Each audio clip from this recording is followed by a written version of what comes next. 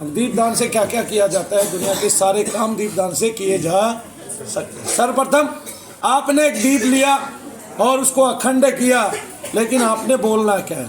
आपने बहुत सारी चीज़ें बोलनी है, लेकिन एक बार में एक काम कराना है। एक काम कराना है तो सबसे पहले एक काम कराइए कि हे शनिदेव महाराज, मनु भैया को साक्षी मानकर मैं आपको अखंड दीपदान करता हूँ और 8 दिनों के लिए शनिवार से शनिवार तक की रात के लिए दीपदान कीजिए।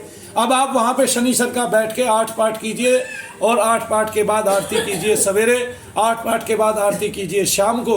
इस तरह आपका आधा आधा घंटा सवेरे लगेगा, शाम को लगेगा। ये ही हर पाठ में आपको करना है, लेकिन बोलना क्या क्या है आप अलग अलग डिमांड रख सकते हैं भगवान से। सर्वप्रथम अगर आपको कोई बार बार क्रिया कर रहा है, आपको पता नहीं है, तो हे मेरे प्रभु, जो भी मुझ पे क्रिया करता है उस क्रिया को स्वप्न में दिखाइए। मेरे उस शत्रु का मुझे दर्शन कराइए, कौन शत्रु मेरे पीछे लगा हुआ है उसका बल भी घटाइए। इसके लिए मैं आपको अखंड दीपदान करता हूँ मनु भैया को साक्षी मानकर।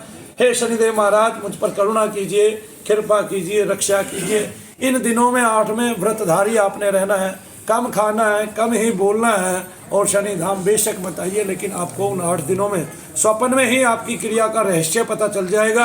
आपको क्या क्या दिखाया है, आपके ऊपर क्या क्या किया है, वो भी सब पता चल जाएगा। अगर आपके ऊपर देवता भी छोड़े हैं तो वो भी आपको पता चल जाएगा। सब माध्यम शनिदेव महाराज 8 ही दिन में या तो 8 बार स्वप्न देंगे या 1 बार स्वप्न देंगे, 1 बार के स्वप्न में बता देंगे। इस तरह से देवता आपको आपकी पूरी क्रिया आपको बता देगा कि आपका शत्रु दुनिया में कौन है, कौन आपके लिए इतना काम कर रहा है और कौन तांत्रिक उसने पीछे लगा रखा है। वो हिंदू है, मुस्लिम है, वो आपको नजर आ जाएगा। दूसरा, आपके कार्यों में बंधन लगे हुए हैं, क्रिया वही है, प्रक्रिया वही है, वही 8 दिन का आपने सेवन करना है, जन भजन करना है, जप तप और व्रतधारी उसमें रहना है, ब्रह्मचर्य का पालन करना है।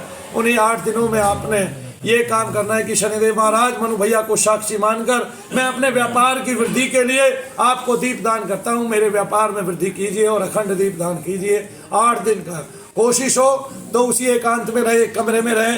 सवेरे आपने जप करना है 8, शाम को आपने जप करना है 8, और घूमे तो झूठ का, छल का, कपट का सहारा कम ले।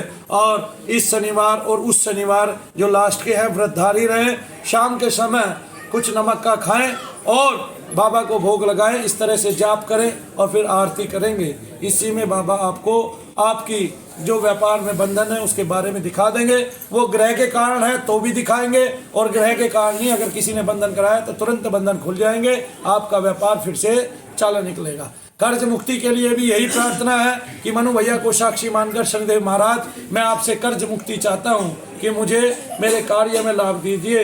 अगर आगे जब करने की जरूरत पड़ेगी, आगे आपको अखंड ज्योत करने की जरूरत पड़ेगी, तो शनिदेव महाराज कर्ज मुक्ति के उसमें विधान में आपको बता देंगे कि आप और ज्योत जलाइए, और ये सब सपने में आपको पता चल जाएगा। अपने सपनों के अर्थ जानना आपका काम है, वो सपने जरूर आएंगे। आपको ऐसा हो ही नहीं सकता कि ना है कदापि। तो मनु भैया ऐसा कोई काम नहीं करते जिसमें सत्य ना बरसता हो। एक बात,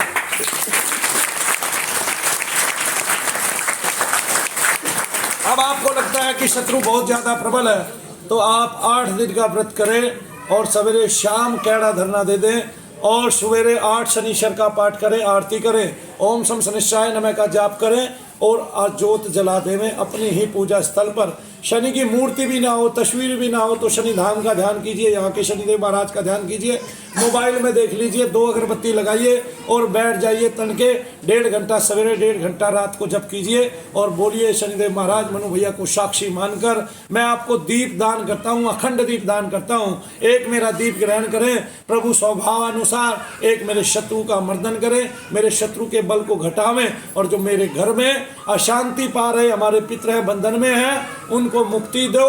और अगर मेरे शरीर में कोई प्रेत बाधा है, उस प्रेत बाधा का मर्दन करो और मेरे शत्रु का भी साथ साथ मर्दन करो। तो आप देखोगे कि शत्रु आपके सामने पसीने पसीने हो गया। जो बीमारियां आपको रहती थी वही बीमारियां शत्रु को होने लगी। और आप ये भी कहें कि मेरे ऊपर की जो क्रिया है वो मेरे शत्रु पर ही चली जाए, तुरंत ही चली जाए, तो आप सवेरे शाम पाठ करोगे, आप देखोगे 2 से 3 दिन आपको दबाव पड़ेगा और चौथे दिन शत्रु का बोलो शनिदेव महाराज की।